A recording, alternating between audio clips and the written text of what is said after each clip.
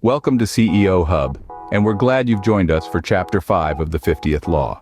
If you somehow missed the previous chapter, then you can find it in the description for Chapter 4 and the rest of the chapters on our channel. We are currently delving into the pages of the 50th Law Book, a guide that provides crucial insights into life's harsh realities.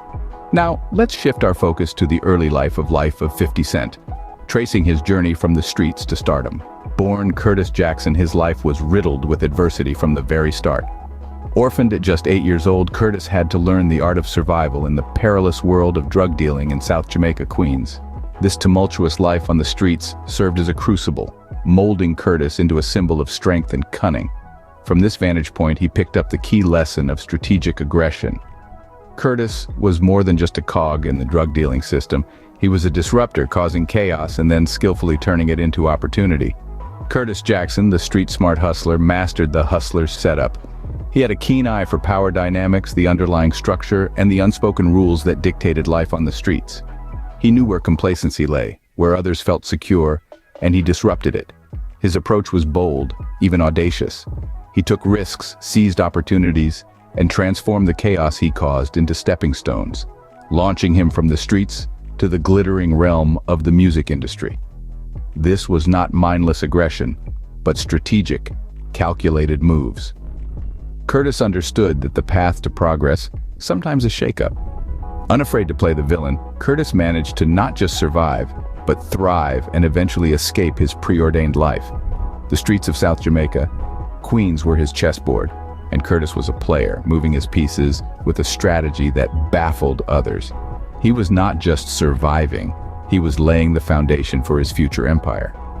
Despite adversity, Curtis Jackson didn't merely survive. He thrived, dictating the course of his journey. This was the birth of 50 Cent, a testament to strategic aggression and a lesson in leveraging chaos to create opportunity. Moving on to the music industry, Curtis Jackson, now 50 Cent, faced a new battlefield. The streets had been tough, but the music industry was a different beast. Talent was just the tip of the iceberg. Success demanded more: strategic aggression, assertiveness, and yes, a dash of manipulation. Curtis didn't just walk into the music industry, he stormed in. His target? Ja Rule, a rapper at the peak of his popularity. In a world where image is everything, 50 Cent was quick to expose Ja Rule's carefully crafted persona. He unleashed a barrage of diss tracks, each one more biting than the last. The music industry was not just about making music, it was about making waves. And 50 Cent was creating a tsunami. This wasn't just a feud, this was a calculated move, a strategic setup. 50 Cent was employing the same tactics he'd used on the streets, but this time, he was playing on a much larger stage. He wasn't just taking on a rival rapper, he was challenging the status quo of the music industry. In doing so, he demonstrated the power of strategic aggression. He wasn't just aggressive for the sake of being aggressive, each move had a purpose, each jab a calculated blow. He was playing the game and he was playing to win. His tactics were controversial, to say the least. Many criticized him, calling him out for his aggressive approach.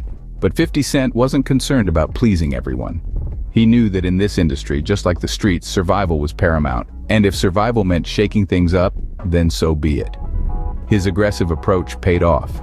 50 Cent rose to the top, proving that talent alone isn't the key to success. It takes more than just raw talent to make it in the music industry. It takes guts, strategy, and the willingness to be bad when the situation calls for it. 50 Cent's fearless approach in the music industry demonstrated the power of strategic aggression, proving that talent alone isn't the key to success. In today's world, we often shy away from direct confrontation. It's a cultural shift, a response to a society that often discourages outright conflict. We're taught to be polite, to avoid making waves, to keep the peace. But what happens when peacekeeping turns into passive-aggressive behavior? This is something we've all experienced. The sidelong glances, the veiled insults, the silent treatment. It's conflict, yes, but it's conflict without resolution. It's the kind of conflict that festers and builds, creating an environment of tension and hostility. It's the kind of conflict that leads to resentment and misunderstanding, and ultimately it's the kind of conflict that can shatter relationships and tear teams apart. So how do we navigate this? How do we turn passive-aggressive behavior into constructive confrontation?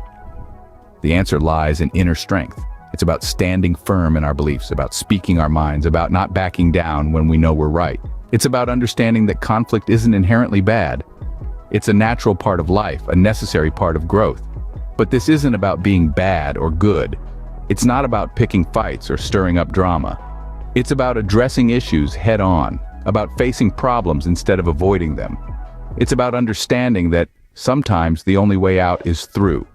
It's about knowing that in the face of conflict we have two choices. We can let it define us, or we can define it. This is where inner strength comes in. It's the courage to stand up for what we believe in, the resilience to weather the storm, the fortitude to stay the course. It's the understanding that sometimes being bad isn't about being wrong. It's about being strong. Overcoming our fear of confrontation requires inner strength, not just being good or bad. It's about understanding that conflicts are a part of life and that how we handle them defines not only our character but also our future. In certain environments, survival takes precedence over being liked. Now let's delve into the harsh realities of the hood, where the dynamics are fiercely competitive. This isn't a place for the faint-hearted. It's a pressure cooker where only the tough and the strategic survive. And from this crucible, we can learn how to channel our aggressive energy effectively. Living in the hood isn't about winning popularity contests. It's about standing your ground, asserting your presence, and surviving against all odds. It's about learning to navigate through the chaos, turning threats into opportunities. It's about harnessing the power of aggression, not to harm, but to protect, to assert, and to advance. The lessons drawn from such pressurized environments are invaluable. They teach us to view aggression not as a negative force, but as a tool for survival, a strategy for success. In the face of harsh competition, survival often necessitates strategic aggression. Fearless individuals throughout history have faced hostility head-on. They've seen the whites of their opponent's eyes and have not shied away from the confrontation. The key to their fearlessness, attitude, and active engagement.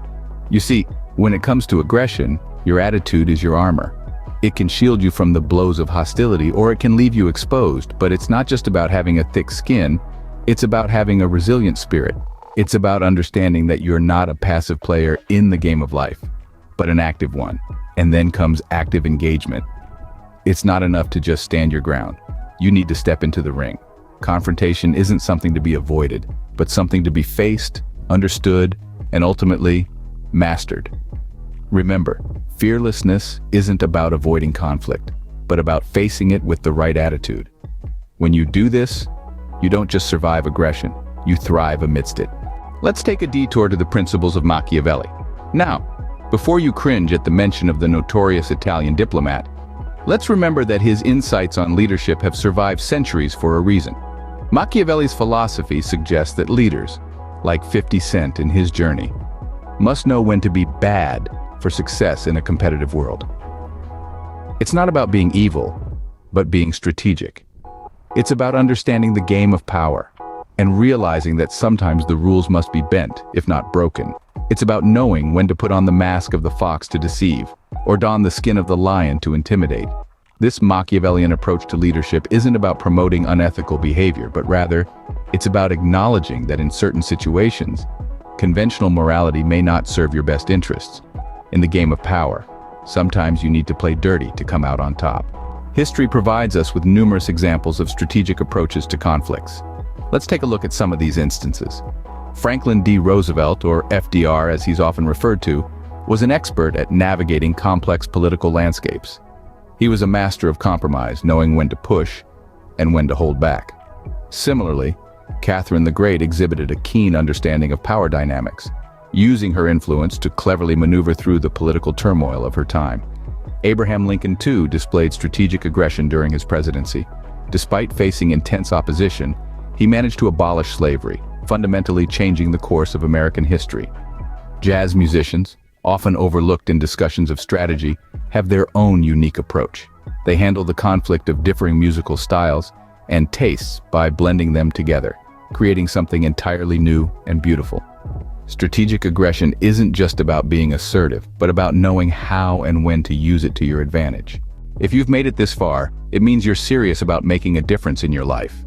You're not just a passive observer, but an active participant, ready to take on the world. The CEO Hub is here to guide you, to shape your mindset, and to provide you with the tools you need to succeed. But we can't do this alone. We need you to become an active part of our community. So if you haven't done so already, hit that subscribe button and become part of the 1%. We've got a surprise coming up for our exclusive subscribers, and trust me, you won't want to miss out. If you've enjoyed this video, give it a like.